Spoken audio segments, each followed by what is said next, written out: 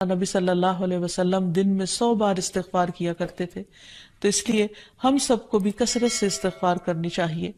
استغفار بیماریوں کا علاج بھی ہے اور اللہ کے عذاب سے بچانے والا بھی، اللہ سبحانہ وتعالیٰ کی رحمت پانے کا ذریعہ ہے، اور پھر بارش کے نزول کا ذریعہ بھی ہے، زراعت میں برکت کا ذریعہ، کبیرہ اور صغیرہ گناہوں سے معافی کا ذریعہ، اچھا اعمال نامہ پانے کا ذریعہ، یعنی قیامت کے دن انسان کو جن کی بخشش ہوگی ان کو خوشخبری دی جائے گی اور ان کا نامہ اعمال جو ہے وہ بہترین نامہ اعمال ہوگا۔ پھر جنت میں درجات کی بلندی استغفار کی وجہ سے ہوگی۔ تو اس لیے ضروری ہے کہ ہم اٹھتے بیٹھتے اپنے گناہوں کی معافی مانگتے رہیں، اور استغفار کے لیے انسان اپنی زبان میں بھی اللہ تعالیٰ سے بخشش مانگ سکتا ہے، لیکن بہتر یہ ہے کہ اگر انسان قرآنی دعاؤں اور مسنون دعاؤں کا سہارا لے اور ان کو سیکھ بھی لے، کیونکہ یہ ہم سب کی ضرورت ہے۔ سورۃ نوح میں اللہ سبحانہ وتعالیٰ فرماتے ہیں، حضرت نوح علیہ السلام نے اپنی قوم کو استغفار کرنے کو کہا، اور کیا کہا؟ فَقُلْتُ اسْتَغْفِرُوا رَبَّكُمْ، میں نے اپنی قوم سے کہا کہ اپنے رب سے استغفار کرو، اپنے رب سے معافی مانگو۔ تو نتیجہ کیا ہوگا؟ إِنَّهُ كَانَ غَفَّارًا، بے شک وہ بہت زیادہ معاف کرنے والا ہے۔ يُرْسِلِ السَّمَاءَ عَلَيْكُمْ مِدْرَارًا، تم پر آسمان سے خوب بارشیں برسائے گا، آسمان کو تم پر برسنے والا بنا دے گا۔ وَيُمْدِدْكُمْ بِأَمْوَالٍ وَبَنِينَ، تمہیں مال اور بیٹوں سے مدد دے گا۔ وَيَجْعَلْ لَكُمْ جَنَّاتٍ، تمہارے لیے باغات بنائے گا۔ وَيَجْعَلْ لَكُمْ أَنْهَارًا، اور تمہارے لیے نہریں جاری کر دے گا۔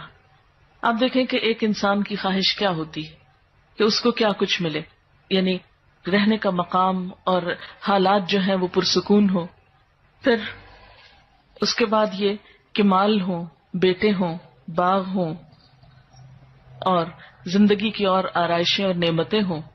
یہ ساری چیزیں کہاں سے ملتی ہیں، کیسے ملتی ہیں؟ استغفار سے ملتی ہیں۔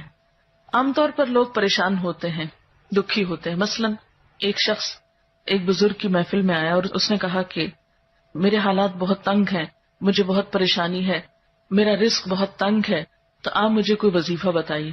تو انہوں نے اس کو کہا کہ کثرت سے استغفار پڑھو۔ دوسرا آیا، اس نے کہا بچوں کی شادی نہیں ہوتی، تو آپ نے اس کو بھی کیا بتایا کہ کثرت سے استغفار کرو۔ تیسرا آیا تو کہنے لگا کہ بہت قحط سالی ہے، فصلیں اچھی نہیں ہوتی، تو آپ نے اس کو بھی استغفار کا بتایا۔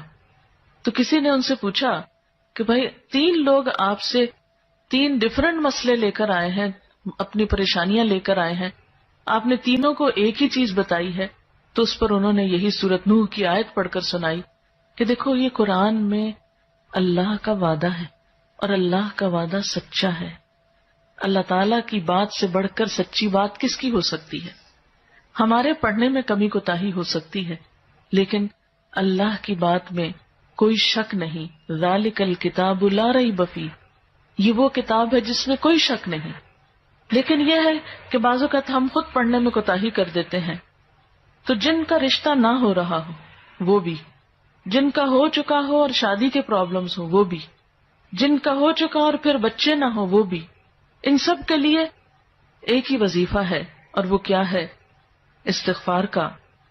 پھر اسی طرح ایک اور جگہ پر ایک اور پیغمبر نے اپنے لوگوں سے کہا وَاسْتَغْفِرُوا رَبَّكُمْ ثُمَّ تُوبُوا إِلَيْهِ إِنَّ رَبِّي رَحِيمٌ وَدُودٌ، اپنے رب سے معافی مانگو اور اس کی طرف پلٹ آؤ، بے شک میرا رب رحیم ہے اور اپنی مخلوق سے بہت محبت رکھتا ہے۔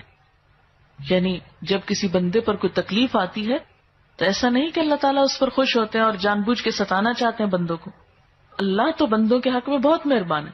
پھر سوال یہ پیدا ہوتا ہے کہ تکلیف آتی کیوں؟ اگر وہ ہم سے محبت کرتا ہے اور وہ بہت مہربان ہے، تو بات یہ ہے کہ کچھ چیزیں ہم اچھے حالات میں سیکھتے ہیں اور کچھ چیزیں ہم ہارڈ شپ سے سیکھتے ہیں۔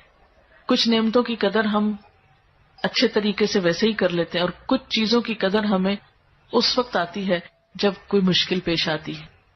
آپ دیکھیے کہ اس کی مثال یوں ہی ہے کہ جیسے کچھ کھانے آپ کچے ہی کھا لیتے ہیں، جیسے فروٹس وغیرہ ہیں، آپ کو پکانے کی ضرورت نہیں ہوتی، لیکن کچھ کھانے آپ کو پکا کر کھانے ہوتے ہیں۔ اسی طرح زندگی میں کچھ حالات ایسے ہوتے ہیں کہ جن میں آپ آرام سے سیکھ جاتے ہیں، یا کچھ باتیں آپ کو بغیر کسی مشکل کے سمجھ میں آ جاتی ہیں، لیکن کچھ باتیں آپ کو مشکل آنے پر سمجھ آتی ہیں. اور جس طرح انسان پختہ اور میچیور ہوتا ہے مشکلات میں، آپ نے دیکھا ہوگا کہ جو بچے ہارڈ شپس میں پلتے ہیں وہ بڑے ہو کر ان میں اسٹیمنا زیادہ ہوتا ہے، لیکن جو بچے بہت نعمتوں میں اور نازوں میں پلتے ہیں وہ اتنے بہادر اور اتنے ہمت والے نہیں ہوتے. اس لیے دھوپ اور چھاؤں، غم اور خوشی، دونوں اس کائنات کا حسن ہے.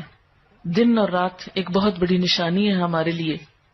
تو اس لیے جب تکلیف آتی ہے تو اس موقع پر انسان اللہ کی طرف زیادہ رجوع کرتا ہے، اللہ کو زیادہ یاد کرتا ہے، زیادہ ذکر کرتا ہے، اور اس طرح انسان کے گناہ دنیا میں ہی معاف ہونے لگتے ہیں.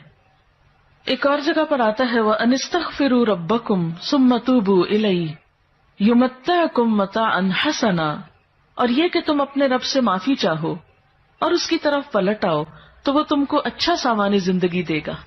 یعنی دنیا کی اچھی نعمتیں کس سے ملیں گی؟ استغفار